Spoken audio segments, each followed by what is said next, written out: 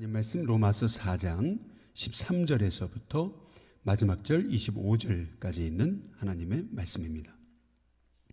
로마서 4장 13절부터 마지막 절까지 우리 함께 한 목소리로 봉독하겠습니다.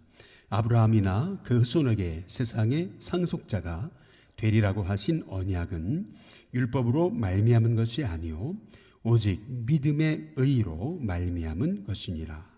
만일 율법에 속한 자들이 상속자이면 믿음은 헛것이 되고 약속은 파기 되었느니라. 율법은 진노를 이루게 하나니 율법이 없는 곳에는 범법도 없느니라. 그러므로 상속자가 되는 그것이 은혜에 속하기 위하여 믿음으로 되나니 이는 그 약속을 그 모든 후손에게 굳게 하려 하심이라. 율법에 속한 자에게뿐 아니라 아브라함의 믿음에 속한 자에게도 그러하니 아브라함은 우리 모든 사람의 조상이라. 기록된 바 내가 너를 많은 민족의 조상으로 세웠다 하심과 같으니 그가 믿은 바 하나님은 죽은 자를 살리시며 없는 것을 있는 것으로 부르시는 이시니라. 아브라함이 바랄 수 없는 중에 바라고 믿었으니 이는 내 후손이 이 같으리라 하신 말씀대로 많은 민족의 조상이 되게 하려 하심이라. 그가 100세나 되어 자기 몸이 죽은 것 같고 사라의 태가 죽은 것 같음을 알고도 믿음이 약하여지지 아니하고 믿음이 없어 하나님의 약속을 의심하지 않고 믿음으로 견고하여져서 하나님께 영광을 돌리며 약속하신 그것을 또한 능히 이루실 줄을 확신하였으니 그러므로 그것이 그에게 의로 여겨졌느니라. 그에게 의로 여겨졌다 기록된 것은 아브라함만 위한 것이 아니요 의로 여기심을 받을 우리도 위함이니 곧 예수 우리 주를 죽은 자 가운데서 살리신 이를 믿는 자니라. 예수는 우리가 범죄한 것 때문에 내줌이 되고 또한 우리를 의롭다 하시기 위하여 살아나셨느니라. 아멘. 누구나 우리 목회자는 처음 목회했던 곳이 참 그립고 또 생각나는 것이 이 목회자의 이제 마음입니다. 저도 첫 목회지 홍천에서 목회했을 때 그 우리 성도들 또 교회 참 잊을 수가 없는데요. 그 중에서 우리 원로 장로님이셨던 우리 우홍명이라고 하는 우리 장로님 참 그립습니다. 천국에 가서나 뵐 수 있을 텐데요.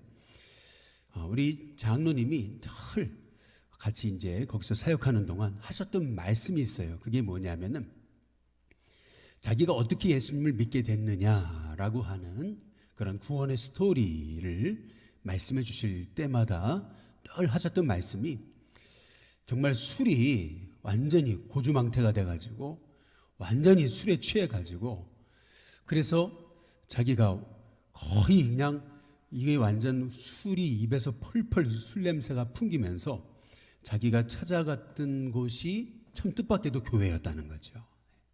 자기가 왜 갔는지를 모르겠더라는 겁니다. 근데 하나님이 자기를 교회로 이끄셔서 저 교회 예배당 그 뒷구석에 이제 앉아서 예배를 드리는데 그날따라 왜 하나님 말씀이 그 탕자의 비유의 말씀이셨냐는 거죠.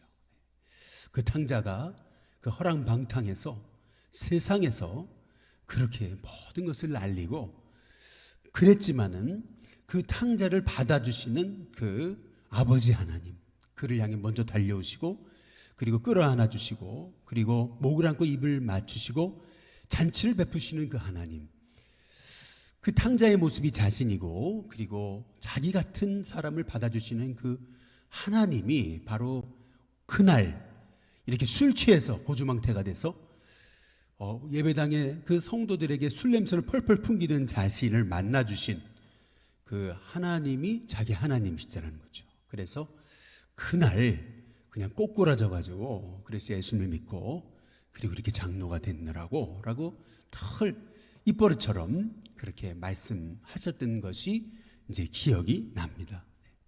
이 장로님이 구원을 받은 것은 하나님의 은혜로 된 것이죠.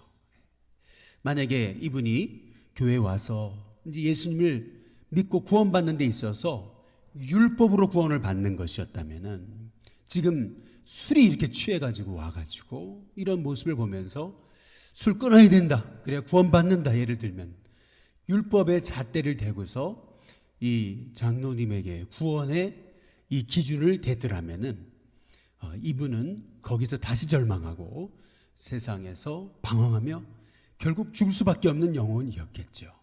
그러나 이 장로님이 구원받은 것은 전적인 하나님의 은혜 아니겠어요?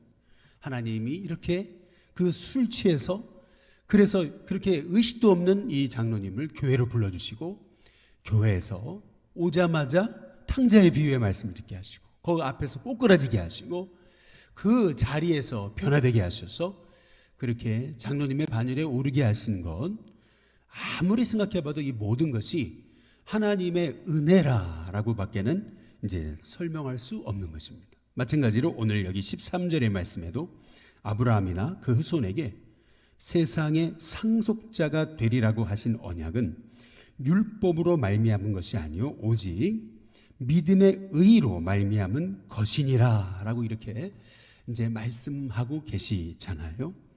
여기서 중요한 오늘 우리가 13절부터 25절까지의 말씀에서 중요한 말씀은 언약이라는 말씀입니다. 계속 언약이라는 말씀이 나오죠. 이 아브라함이나 그 후손에게 세상의 상속자가 되리라고 하신 언약은, 이 언약은 율법으로 말미암은 것이 아니라는 거예요. 믿음으로 말미암은 것이다. 이제 이 말씀이거든요. 언약이라는 말에는 두 가지 뜻하는 헬라어 단어가 있습니다. 먼저는 스프라기스라고 하는 말은 조건부 약속을 얘기하는 거고요. 그리고 에판겔리아라는 말이 있습니다. 이 말은 무조건적인 일방적인 약속을 얘기하는 것입니다. 이 스프라기스라고 하는 말은 조건부, 그러니까 네가 공부 잘하면 뭐 사줄게, 네가 착하게 행동하면은 내가 뭐 해줄게, 조건부입니다. 이게 스프라기스입니다. 그러나 에판겔리아는 뭐냐면 무조건적인 거예요. 일방적인 약속을 주시는 거예요. 오늘 여기 하나님께서 말씀하신 이 아브라함이나 그 후손에게 세상의 상속자가 되리라고 하신 이 언약, 여기서 말하는 언약이 바로 에판겔리아입니다. 하나님이 일방적으로 주신 약속이에요. 이렇게 죄 가운데 죽을 수밖에 없는 사람을 하나님 불러주셔서 내가 널 구원하겠다, 하나님이 언약의 말씀을 주신 거예요. 일방적인 약속을 주신 거예요. 그 약속을 이제 우리가 믿음으로 받아 누림으로써 우리가 바로 하나님의 그 상속자가 된다라는 것이죠. 쉽게 말하면 이런 겁니다. 여러분이 여러분의 부모님의 자녀가 된 것이 여러분이 노력으로 된 것입니까? 여러분이 뭐 착하게 아주 열심히 산다고 여러분의 부모님의 자녀가 되는 거예요? 그거 아니잖아요. 노력해서 자녀가 된 게 아니잖아요. 자녀로 하나님 태어나게 하신 거죠. 일방적으로 하나님께서. 그렇지 않습니까? 옆집 아들이 아무리 열심히 그냥 막 저한테 잘 보인다고 해서 제 아들이 되는 겁니까? 그게 아니라 하나님 일방적으로 우리를 하나님의 자녀로, 상속자로 삼으시는 것이죠. 그것이 하나님의 언약, 이 약속이라는 거예요. 그 약속을 우리가 율법을 지킴으로 우리가 그 약속이 이루어지는 것이 아니라 바로 믿음으로 우리가 하나님의 상속자가 된다는 것이죠. 야, 나를, 나 같은 죄인을 불러주신 이것이 하나님의 은혜이구나 라고 하는 걸 깨닫고 이것을 믿을 때 바로 하나님의 상속자가 된다는 것이에요. 근데 오늘 여기 14절에 한번 보시면은 만일 율법에 속한 자들이 상속자면, 율법으로 우리가 무엇인가 다 의롭게 행해야 상속자가 되는 것이라면 믿음은 헛것이 된다는 겁니다. 약속은 파기된다라는 것이죠. 무슨 말이냐면, 아니 자녀에게 밥을 주는데 매일 아침 식사를 차려주고 점심 저녁을 차려주는데 아들이 그래요. 돈 내고 먹겠다고. 그러면은 여러분 이게 얼마나 우스운 거예요. 부모님이 아주 그냥 정성껏 사랑해서 음식을 차려줬는데 저는 돈 내고 먹겠습니다 라고 한다면은, 그러면 그 자녀로 택하신 그 하나님의 약속이 이 파기되는 것 아니냐는 것이죠. 그래서 16절에 그러므로 상속자가 되는 그것이 은혜에 속하기 위하여 무엇으로 돼요? 믿음으로 된다라고 하는 것입니다. 그래서 이는 그 약속을 그 모든 후손에게 굳게 하려 하심이라. 그래서 율법에 속한 자뿐만 아니라 아브라함의 믿음에 속한 자, 율법에 속한 자라는 것은 유대인을 말하는 거고, 아브라함의 믿음에 속한 자, 이방인을 얘기하는 것입니다. 이방이냐 유대인이나 다 이 믿음으로 말미암아 하나님의 상속자가 되어, 그래서 아브라함은 우리 모든 사람의 조상이 된다라고 하는 말씀이거든요. 사실 오늘 말씀의 이제 핵심은 여기 17절에 나와 있는 그가 믿은 바라고 하는 말씀이에요. 한번 따라해 보겠습니다. 그가 믿은 바. 아브라함의 믿음, 이 믿음에 관한 이제 말씀이거든요. 그가 믿은 바, 아브라함의 믿음이 뭐냐? 결국 핵심은 뭐냐면 부활신앙이라는 거예요. 부활신앙.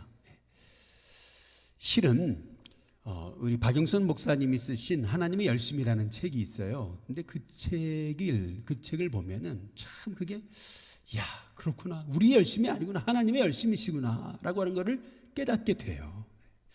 아브라함이 갈대아우를 떠나게 된 것도 테라가 죽고 나서, 아버지 테라가 죽고 나서 떠나게 돼요. 그러고 나서 결국 75세에 가나안에 도착하죠. 그러나 하나님이 부르셔서 가나안까지 왔음에도 불구하고 또 금방 거기에 기근이 오니까 애굽으로 내려가잖아요. 그래서 거기서 아내를 누이라고 속이고 말이죠. 근데 그럼에도 불구하고 하나님께서 창세기 13장에 보니까 이 아브라함을 불러서 이 롯과 이 아브라함의 이 밑에 사람들 간에 그 어떤 그 자리 다툼이 일어날 때 아브라함이 양보하잖아요. 믿음의 사람이 양보하는 거거든요. 그런데 그 헤브론 산지에 갔을 때 하나님께서 아브라함에게 내 눈을 들어 동서남북을 바라봐라. 이 모든 걸 너에게 주겠다. 이렇게 말씀하시는데 잘 보세요. 이게 아브라함이 꾼 꿈입니까? 아니면 하나님이 꾸게 하신 꿈입니까? 아브라함이 꾼 게 아니고 하나님 꾸게 하신 거거든요. 아브라함이 믿은 게 아니고 하나님 믿게 하신 거거든요. 그래서 믿음은 신념이 아니고 믿음은 하나님의 약속을 받아들이는 거예요. 눈을 들어서 동서남북을 바라봐라. 하나님 약속 일방적으로 에판겔리아, 일방적으로 약속을 주시는 거거든요. 아니 자꾸 넘어지고 주저하고 아버지가 돌아가셔야 그때 그 언약을 붙들어서 이제 드디어 가나안에 갔는데 또 거기에 또 어려움이 오니까 또 애굽으로 내려가고 그렇게 자꾸 주저하고 넘어지고 쓰러지고 또 자빠지는 이런 아브라함을 하나님께서 부르셔서 헤브론에서 동서남북 바라봐라. 다 네 거다 하실 때 아브라함이 그걸 믿으니까 의로 여기시는 거거든요. 믿음이란 뭐냐? 하나님이 주시는 언약, 일방적인 약속. 이 에판겔리아, 조건적인 게 아니에요. 일방적인 약속을 믿음으로 받아들이는 거예요. 하나님의 언약을 내게 받아들이는 거죠. 그래서 비전과 꿈이 좀 다른 거예요. 비전과 꿈은 이게 뭐 어떻게 보면 좀 비슷한 것 같지만 성경적으로 볼 때 비전과 꿈은 좀 다른 겁니다. 어떻게 다른 거냐면 꿈은 내가 꿈을 꿔가지고 내가 이루는 거잖아요. 내가 하는 거잖아요. 그런데 성경이 말하는 비전은 하나님이 꾸게 하신 거예요. 창세기 37장에 보면은 요셉이 꾸고 싶어 꿨습니까? 그 꿈을? 아니거든요. 하나님 꾸게 하신 거거든요. 근데 꿈을 말하니까 더 형들이 미워하잖아요. 근데 거기 성경의 37장에 보니까 또다시 꿈을 꿨어요. 요셉이 꾼 게 아니에요. 하나님 꾸게 하신 거죠. 그런데요, 이 성경에 또다시 창세기 39장에 보시면은 이제 그 요셉이 이제 그렇게 이제 믿음으로 살다가 그 감옥에 들어가게 되잖아요. 근데 40장에 넘어가 보면은 이제 술 맡은 거는 떡 굽는 가는장들이 또 꿈을 꿔요. 하나님 꾸게 하신 거예요. 그래서 그 꿈을 해석해 주잖아요. 그렇지 않아요? 그리고 바로가 꿈을 꿔요. 해석해 주잖아요. 이걸 잘 보세요. 이게 성경을 보시면은 비전이라 뭐냐면은 하나님이 꾸게 하시는 거예요. 저는 저와 여러분에게 하나님이 꾸게 하시는 그 비전이 있게 되시기를 주님의 이름으로 축복합니다. 마찬가지로 아브라함은 자꾸 넘어졌어요. 약속을 붙들지 못하고 자꾸 넘어졌어요. 그러나 하나님께서는 이 아브라함으로 하여금 꿈을 꾸게 하시잖아요. 비전을 갖게 하세요. 일방적으로 동서남북을 바라봐라. 다 네 거다. 아브라함이 그걸 받아들인 거예요. 그걸 의로 여기신 거죠. 그럼에도 불구하고 아브라함은 또 넘어지거든요. 어떻게 넘어져요? 약속을 붙들지 못하고 그 하갈을 얻어서 이스마엘을 통해서 그 약속이 이루어지는 줄 알고 자기 뜻대로 하잖아요. 그러나 그럼에도 불구하고 하나님께서는 그 아브라함이 99세 때 나타나셔가지고 이제 그 사라는 90세고 말이죠. 하나님께서 이 아브라함에 끊임없이 하나님의 언약을 주시는 것, 일방적으로 언약을 주세요. 그거를 믿음으로 받을 때 이 연약한 이 아브라함 계속 넘어져요. 그러나 하나님의 열심이 이 아브라함을 세워서 믿음의 조상이 되게 하시고 결국에는 창세기 22장에 보니까 이 100세 얻은 아들을 하나님께 바쳐도 하나님이 살리실 거라고 하는 이 부활신앙, 이 부활신앙을 하나님께서 이 아브라함에게 갖게 하신 거죠. 마찬가지로 우리도 바로 우리가 우리의 힘으로 내가 부활을 믿어야지 하는 것이 아니라 하나님의 은혜로 하나님께서 믿게 하셔서 하나님이 이 아브라함의 믿음을 우리에게도 허락하신다라고 하는 것입니다. 그래서 그의 믿음과 결국 이 약속을 굳게 붙들게 하시는 그 하나님의 은혜로 이 아브라함이 믿은 믿음이 뭐예요? 그게 뭐냐면은 여기 17절에 보면은 그가 믿은 바 하나님은 뭐죠? 죽은 자도 살리시고 없는 것을 있는 것으로 부르시는 이시라는 것을 믿게 됐다는 거죠. 18절 아브라함이 바랄 수 없는 중에 바라고 믿었다. 이제 그렇게 말씀하시거든요. 여러분 참 믿음은 바랄 수 없는 중에 바라고 믿는 것인 줄로 믿으시기를 주님의 이름으로 축복합니다.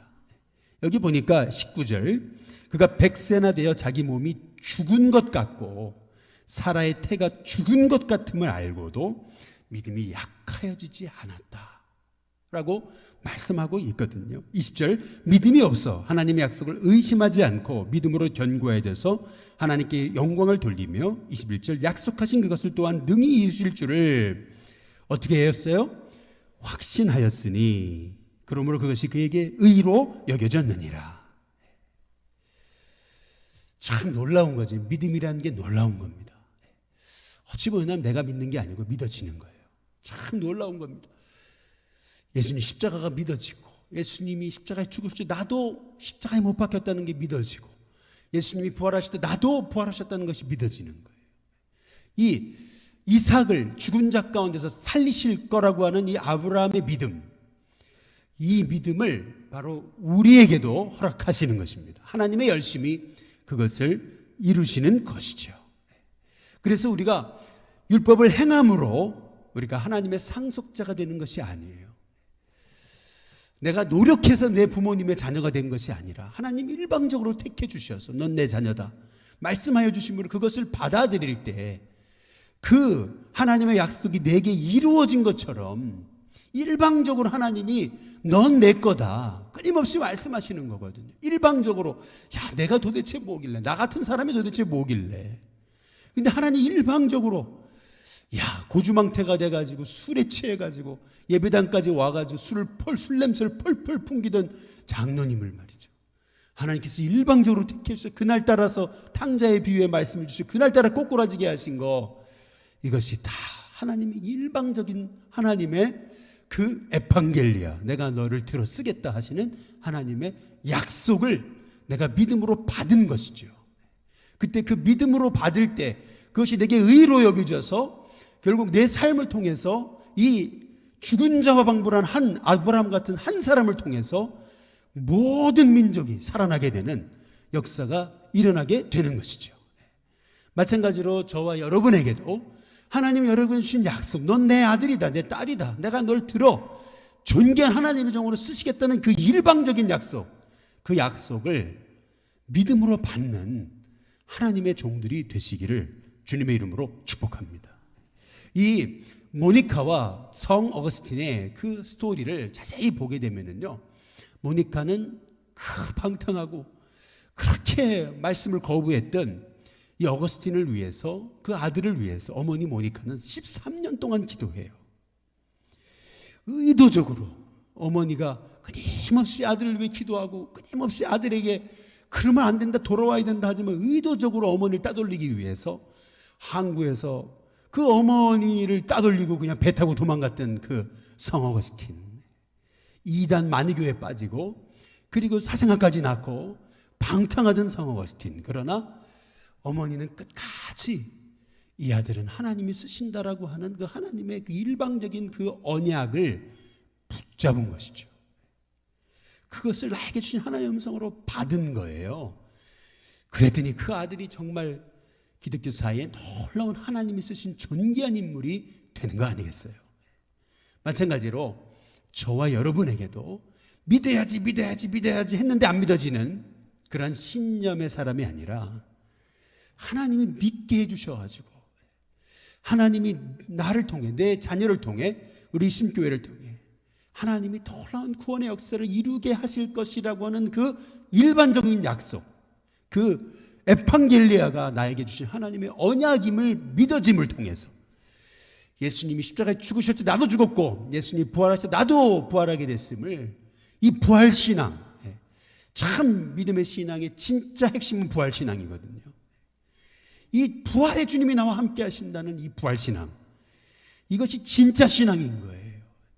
죽은 자도 살리시고 없는 것을 있는 것 같이 부르시고 죽은 것 같이 죽은 자 방불한 사람을 많은 민족의 조상이 되게 하신 이 부활신앙 말이죠. 이 부활신앙이 진짜 믿음의 핵심인 거예요.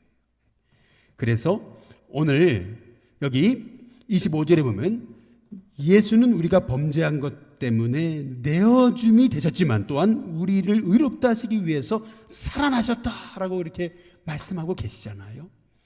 이것을 여기 24절에 보니까 의로 여기심을 받을 우리도 위함이니 곧 예수를 죽은 자 가운데서 살리신 이를 믿는 자다라고 말씀하고 계시잖아요. 결국 우리의 이 믿음의 신앙이라는 것은 이 부활신앙에 기초합니다. 이것이 어떤 행위로 된 것이 아니라, 이것이 내가 어떤 믿어야지 하는 내 신념이 아니라 하나님께서 일방적인 약속을 주셨는데 그것을 믿음으로 받을 때 그것이 믿어지는 은혜가 나타나게 되는 것이죠. 그렇게 아브라함의 일생을 한번 보세요. 성경이 무엇을 말하느냐? 어제 우리가 로마서 우리가 4장에서 우리가 3절에서 성경이 무엇을 말하느냐? 이것이 사도 바울이 말하는 이 복음의 핵심을 설명하는 이 핵심에서 성경에서 하나님의 언약이 뭐라고 말씀하느냐, 이거를 반드시 봐야 된다고 사도 바울이 얘기했다고 말씀드렸잖아요. 성경이 뭘 말하고 있습니까? 아브라함이 굉장히 의롭고 한 번도 죄 안 짓고 한 번도 실수하지 않고 그냥 끝까지 처음부터 끝까지 그냥 오로지 100% 믿음을 가져서 자기 신념으로 그렇게 의롭다 여기심을 받은 거예요? 아니잖아요. 끊임없이 넘어졌잖아요. 우리와 똑같잖아요. 아니, 우리보다 더 추할 때가 있었어요. 어떻게 아내를 누이라고 속이고 말이에요. 이 아브라함의 모습을 보면은 얼마나 연약했어요. 그러나 하나님이 그를 일방적으로 택하시고 세우셔서 아브라함에게 동서남북을 바라봐라 했을 때 믿으니 의로 여기시는, 하나님께서 약속을 주시면서 하나님이 아브라함과 언약을 맺으시는데 이 소를 반을 잘라놓으시고 하나님이 같이 지나가야 되는데 중동의 언약에서는, 그런데 일방적으로 아브라함은 재우시고 하나님 혼자 지나가시죠. 내가 일방적으로 그 뜻을 이루겠다. 하나님이 그 약속을 이루시겠다. 이제 그것을 아브라함이 결국에는 믿음으로 받잖아요. 마찬가지로 저와 여러분도 끝까지 붙드셔서 결국 이 부활신앙을 믿게 하시고 예수님의 십자가의 죽으심이 나의 죽으심이고 예수님의 부활이 나의 부활임이 믿어지는 역사가 일어나서 저와 여러분같이 매일 넘어지는 사람을 하나님이 하나님의 종으로 쓰임받게 하시는 그 하나님의 역사가 깨달아지고 알아지고 믿어지는 그런 은혜가 저와 여러분 가운데 있게 되시기를 주님의 이름으로 축복합니다.